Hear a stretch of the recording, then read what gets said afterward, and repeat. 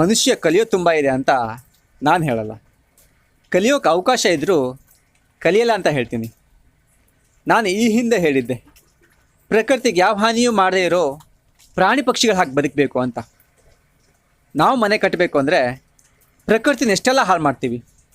ಇಲ್ಲಿ ನೋಡಿ, ಪುಟ್ಟ ಪಕ್ಷಿ ಹಸಿರು ಎಲೆನ ಸುರುಳಿ ಮಾಡಿ ಎಷ್ಟು ಸುಂದರವಾಗಿ ಗೂಡು ಕಟ್ಕೊಂಡು ಆರ್ತಿಗೊಂದು ಕೀರ್ತಿಗೊಂದು ಅನ್ನೋ ಹಾಗೆ 2 ಮೊಟ್ಟೆಗಳನ್ನಿಟ್ಟಿದೆ.